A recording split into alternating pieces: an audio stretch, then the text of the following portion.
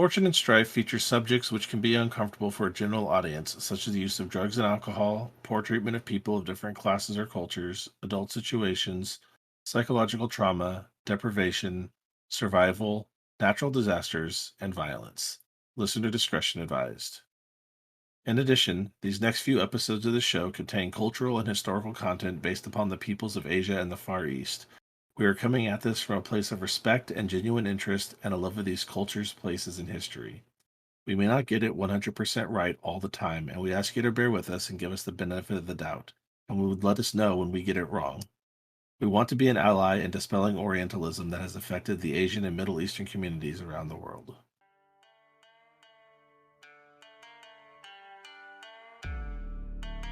Welcome to Fortune and Strife. I am Robert Orbayashi Shinichi, and I'll be your host and narrator. I am Chini, and I am playing Toji Gen. I am Tyler, and I am playing Akoto Ricci. Hi, I'm Eric Chalk, and I will be guesting in as Hide Minato. Let's play some L5R in the Burning Sands.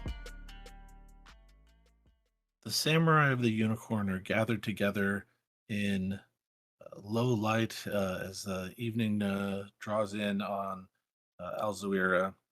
Not many lights are lit to illuminate this room, not to give away that there is a meeting of great import of those who are not necessarily wanted in the city. Ide Liu stands at the front of the room and is kind of waiting for everyone else to kind of settle down and then get seated in before he begins. It looks like we're going to be leaving the city earlier than we anticipated. The spring caravan is going to be turned into a winter retreat at this point. We need to leave Alzawira as quickly as possible.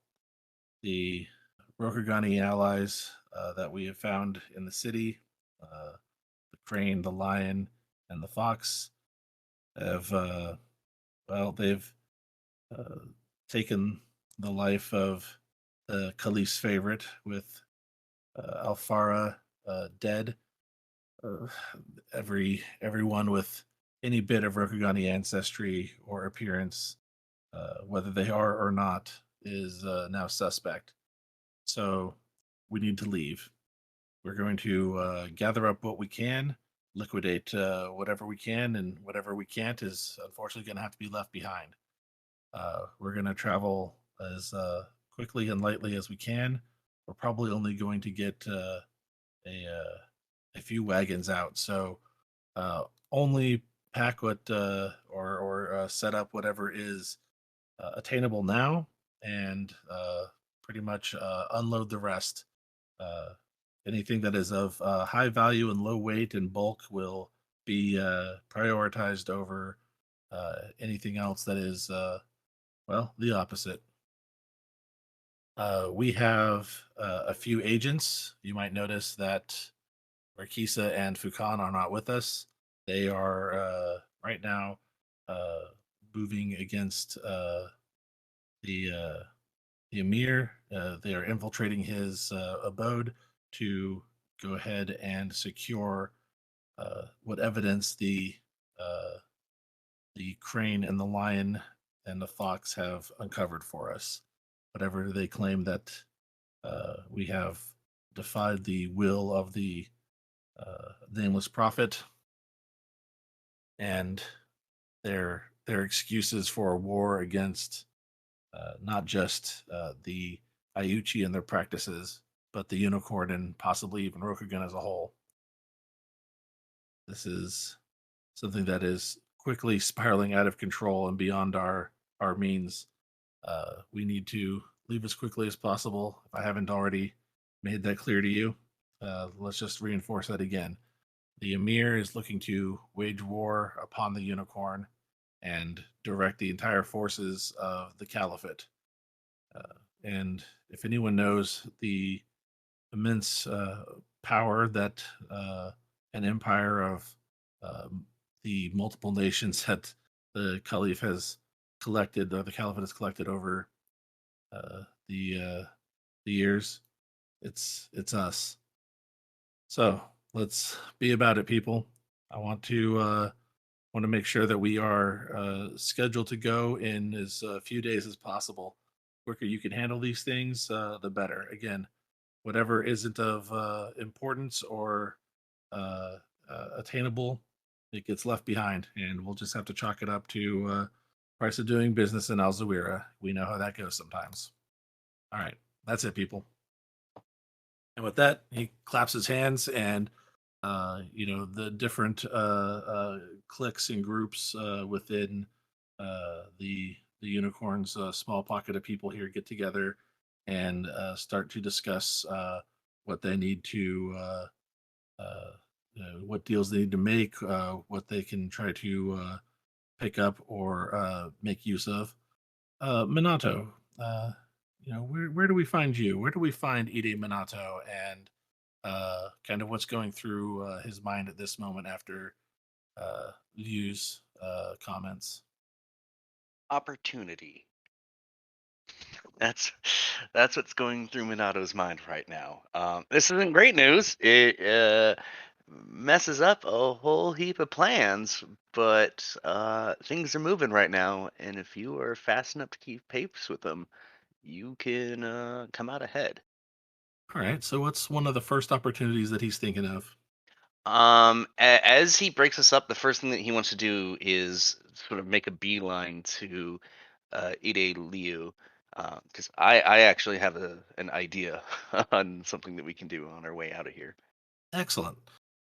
Minato is a little taller and broader than the average person. He wears his hair in the traditional fashion, which is sort of juxtaposed by his very elaborate dyed and braided beard.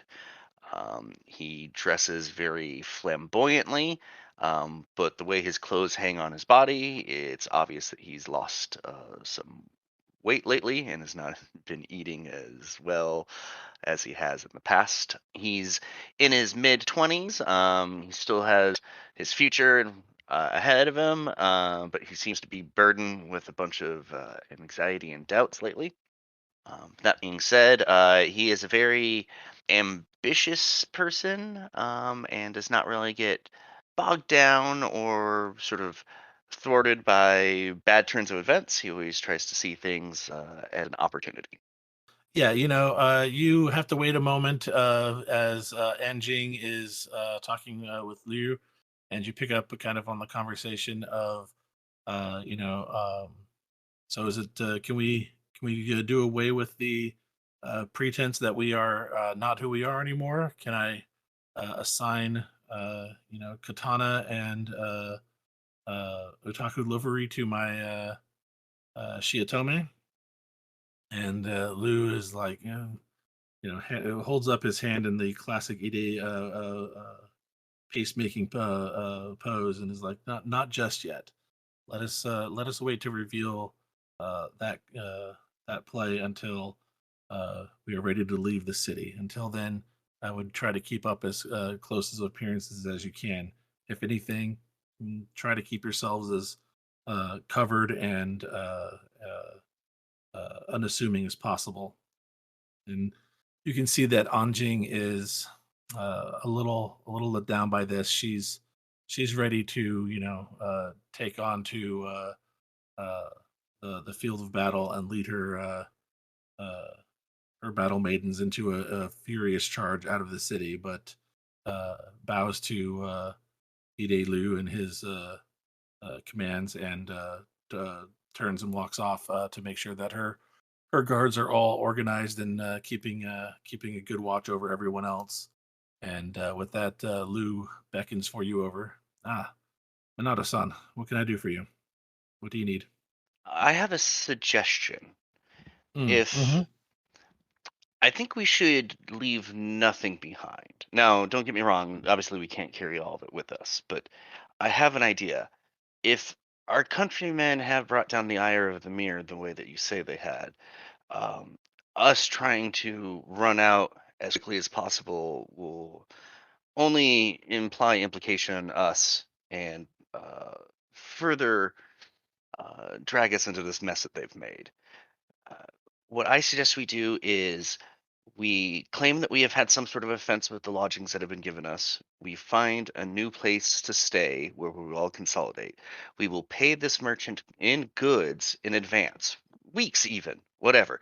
Whatever we can't take, we liquidate it in this way to make it look like we're not trying to escape, and that we are clearly uh, committing to our stay in the city if we're going to be paying for weeks in lodging in advance.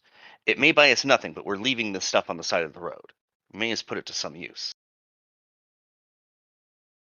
Not a bad thought, even if it buys us a bit more time, and that those who are keeping watch over any major movements in the city, it would at least get them to look the other way for a few moments while we make our way out the other way.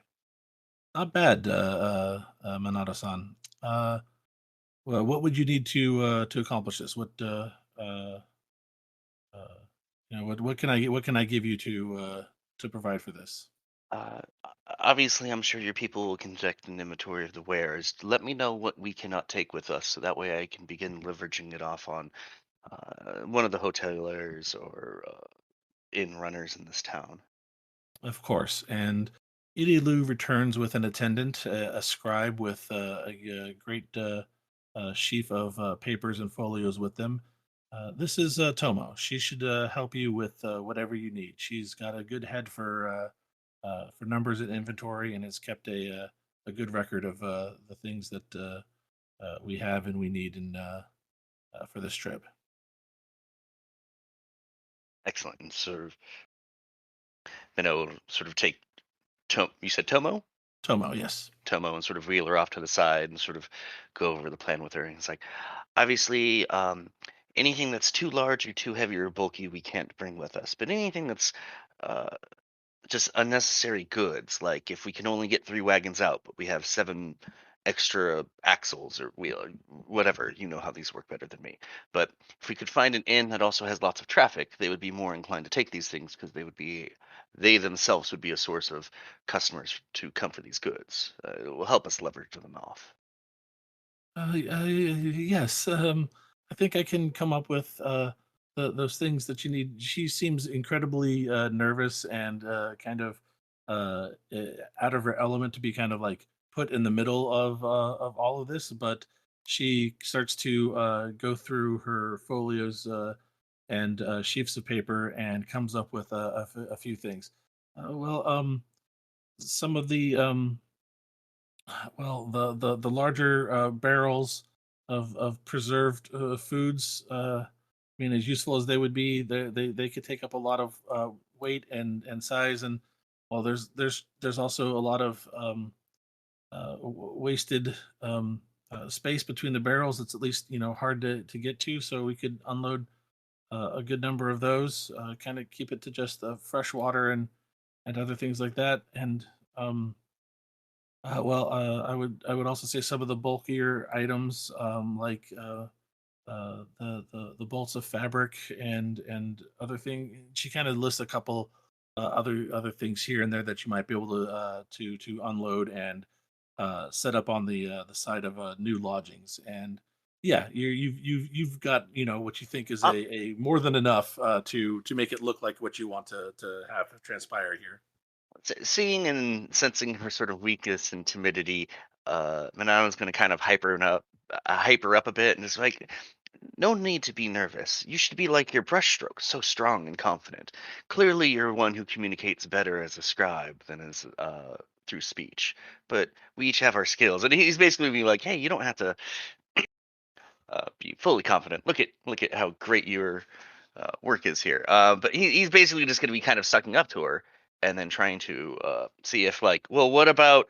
He'll try and find something that's like on the border where it's big and expensive that she may not initially consign to push off on. But if Hmm. he could get his hands on and sell, he knows that he could probably make some money here in the city. Excellent. I like it. Let's go with maybe something like an air courtier check here, because you're hyping her up. I would almost say that would be kind of getting towards the water, the gregariousness, the friendliness, but it kind of starts to move into air when you realize that you're just trying to make use of Oh yeah. her abilities, but also take advantage for your own gain on this regard. So yeah, let's go with an courtesy check on this one here. All right. So for this, your first check is going to be made at a hidden TN, in which case I will give you a void point to do it blind. Now you start your character's life with void points equal to one half of your void ring rounded up. So you should have be starting with one, but I also believe that your void is only one, correct? Yes, it is. So you're already full up. So you can either refuse the void point and get to know the TN, so I don't have to hide it from you, or you can spend the void and then gain it back immediately. That one. There you go. So yeah, feel free to It's do been a that. minute. What is void? It gives me an extra ring die. Gives you an extra ring die and also an extra kept die. So you're gonna, Okay. yeah, roll an extra black and keep an extra die altogether on this. Okay, so before you do any other things here with your check, do you have any advantages that might key off here with this check? Daikoku's blessing. Because you're kind of using it to try to gain a material advantage, I will give it to you. You can All right. re-roll two dice. I'll re-roll those two blank one. That works. The other thing I would recommend is possibly re-rolling die number one and die number four. The skill dice generally give you better odds of better things happening in general, and they Hmm. usually come up cleaner, so you have a better chance of turning that strife success into a better result. Um, and then the black die, yeah, or you could re-roll both the blank I'm gonna re-roll the blank blank dice. ones. I like living dangerously. There you go. That works. Ide Minato, how'd that roll go? Went pretty good. I got two strife, but four successes, so worth it. Yeah, not bad. How do you think the strife manifests here for Minato in this case? And remember that strife doesn't have to be negative emotions. You can sometimes be blindsided by your own giddiness, hubris, or whatnot. So yeah, it can be positive Probably or just a negative. little anxiety, because There they're you not go. really doing this in a subtle or secure place. There's a lot of hubbub going around, and people who could probably overhear what he's doing and probably be more hip to his little side scam that he's running. There you go. I like that. With four successes, you are going to get success with two bonus successes. So the TN was two. So you not only are able to hype up and focus Tomo to hopefully, do the best she can and to stay in her lane of work with numbers. Don't worry, I'll do all the talking and handle things, and hopefully that'll keep her head down and away from whatever scam you're trying to pull. But you are able also to pull out a little bit extra information since I give bonus for every two bonus successes. Yeah, so um, well, I'll give it to you. What is a good that you think is kind of right on the edge of, um, of the kind of cost to weight ratio that you think is that the unicorn probably want to keep, but you think you could actually make some money off of by selling and claiming it was just too much to carry with us. So what are you thinking? What's the good that you're going to try and make a deal on here?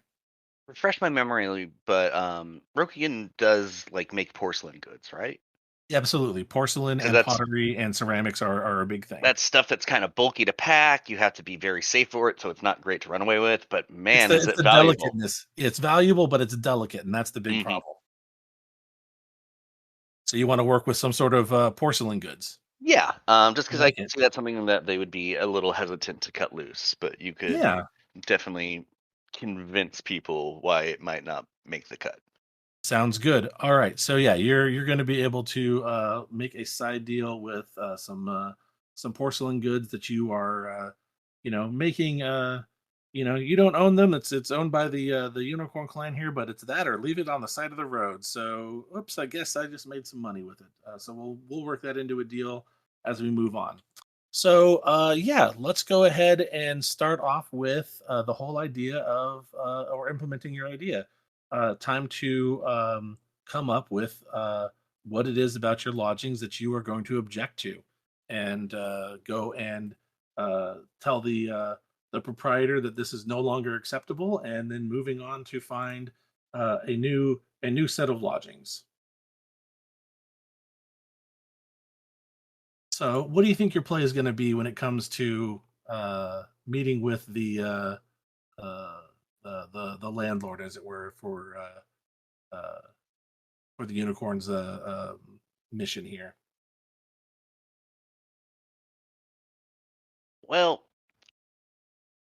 on one hand, us leaving kind of burns the sky, but we're leaving regardless, and we're leaving stuff behind. So, um, I'm going to do a bit of a confidence game with them and kind of try to take a moment to wait for the proprietor and pull him aside and just be like, I wish to talk to you about a delicate concern that certain members of our trade delegation have about the structural integrity of this building. Hmm? What are you talking about? This is a fine building. It's been standing for decades now, since my grandfather built it. You say standing, I say leaning. Uh, and he kind of looks up at it, and he's like, kind of tilts his head this way and that. I'm not so sure. Where is it leaning? Show me.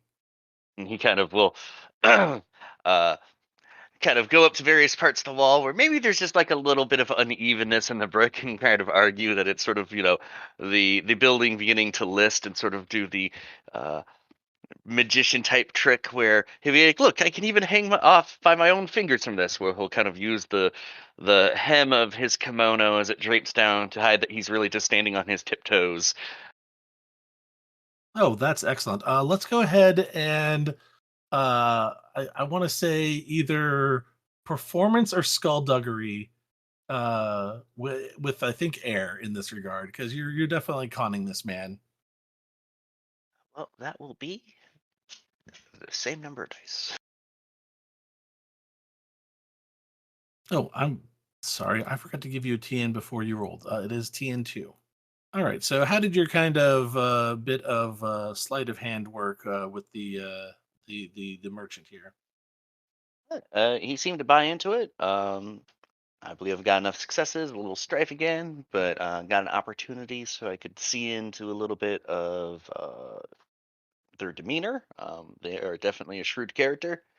Yeah, they're going to be shrewd, so that's going to be +2 difficulty on air, -2 difficulty on fire for social skill checks. And luckily that didn't come into play here because you were using Skulldug at the moment. But yeah, he kind of looks at you and he's like, "Oh, I could have sworn that was just the way that the dust builds up on the corner of the building and not necessarily an actual list." Oh, and he starts to look like he's kind of doubting his own eyes, but at the same time can't dispel what he's seeing before him with what you're doing. So you've got him a little bit there. Now you gotta try and really lean on him here.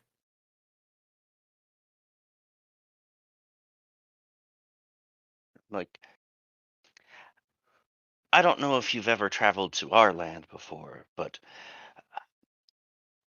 it, it is a land that is frequently battered and torn apart by great earthquakes. The land, I don't know if you've ever experienced anything like that, but the land shakes violently with so much force that mountains collapse, waves rise up and wash entire villages down, and buildings, and kind of knocks at the masonry. With a list like this, that's just asking for this to just slide off and the roof to go this way, while the rest of the house goes that way, and next thing you know, all of you are underneath it. And he's making a sign of spiritual protection at your words, and he's like, "Oh, I've heard stories from the imperial remnant of an entire city lost to the seas because of a great shaking and of volcanoes. I mean, I think the nameless prophet. We don't have to worry about that here in Alzuira, but how could you even find any safety at night to lay your head?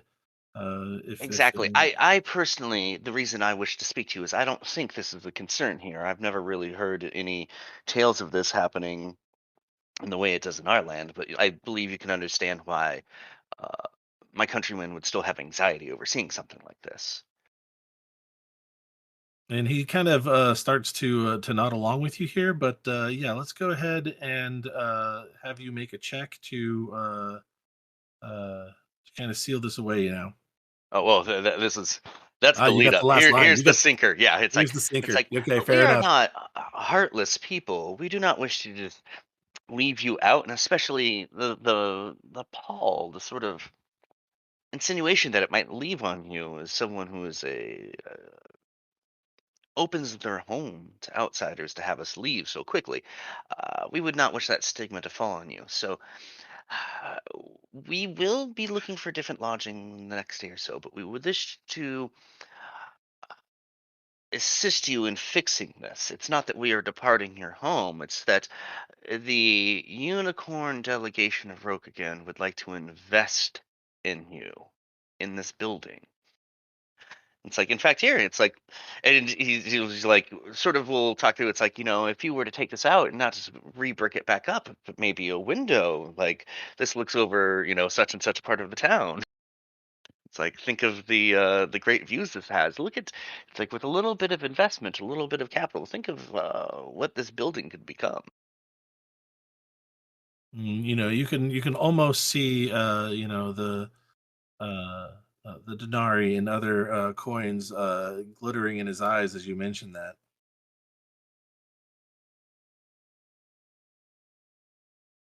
Like for now, I would like to pay you a small sum for us to, if not house us, at least keep some of our wares here at the moment. So you are not without any source of income, and obviously, since we'll be coming back and forth, and we can discuss the further uh, financial ramifications of the renovation. Oh no, of course. I mean, if it's a matter of not feeling like you're necessarily uh, safe, and he kind of drifts off a bit there. Let's go In ahead and make fact, the. if you, I think there would be a small finder's fee if you were to facilitate finding a lodging for us. I'm sure you know the other ends in this town better than us, and if it's you going out to one of your countrymen, one of your fellow citizens, to rehouse us, that looks much better than us doing it. Wouldn't you say? Oh, I mean, of course. If I could, it's no more a matter of I need to preserve my grandfather's legacy, and in the meantime, find you a home to reside in. It's the least I could do for to provide you some level of hospitality. He's definitely looks like he's following along with your trail of reasoning here. But let's go ahead and see exactly how this all pans out with a courtesy check here. And I like the way you definitely played up with getting him emotional about earthquakes and how it wouldn't necessarily feel good for your countrymen, even though there's not a whole lot of earthquake activity out here. So I would say either air or fire would work here. I was going to go with fire because I was definitely trying to hype him up in the prospects of what we can do in the future for him. Absolutely, absolutely. Now, just to be clear, I plan on leaving no money behind for him, but we are going to leave goods behind that Oh, he'll be able to accommodate. absolutely. That's So the we're worst not. thing. I don't plan on leaving him high and dry, but I'm not like leaving actual money with this No, person. no, absolutely. You like you said, we just need a place to store our goods, and the next thing he's gonna know is that Mhm. hey, where are those guys? Shouldn't I be Also, I picking this figure if stuff up? he's the one who's looking for lodging for us, that will probably fly under the radar more than us going around in town trying to find a new place. Absolutely. That's the only part that I think sounds a little bit more like air, but but at the same time, I think I like the idea of getting him to think. What do you call it? Emotionally, and instead of analytically, has been the key here with it all. So yeah, let's go ahead and go with a fire courtesy, and I will once again give you uh, a void point to do this blind if you'd like, or you can know the TN if you'd prefer. I'll do it blind and spend that point. There you go. So with a bit of narrative strife, I'm throwing on him for the whole idea of uh, you coming to him and letting him know that his grandfather's place might be slanted and leaning, and that your countrymen might not feel safe there, and really kind of leaning on him with the whole idea of uh, that that your countrymen would be anxious and feeling unsafe there, but like, hey, you can do us a favor by going out and trying to find us new lodgings, and in the meantime, we won't leave you high and dry. We'll go ahead and store some goods here. And he's seeing nothing but money coming in. So a little bit of narrative strife there. But how did your check wind up there? Not too bad. Pretty consistently, I seem to be pulling off about two successes and a strife and an opportunity. Not too bad. How do you want to spend your opportunity? Well, I'm having so much fun with the strife that I would like to share it with him. There you go. Throwing two more strife onto him will throw him into a compromised position. So now he cannot keep dice that show strife symbols on them, and his vigilance is now considered one going forward, which is fine because with the checking out his demeanor, you'd already reduced the TN of this check by two. It was already going to be at TN1. You have it at TN1 now, also by virtue of his vigilance now being set to that because of compromised. But either which way, you succeed with one bonus success. So, yeah, no, he is uh, definitely willing to go along with what you're saying, and he's going to try and find you someone to kind of work out with a new proprietor. But in the meantime, he is going to try and make a check to talk to you about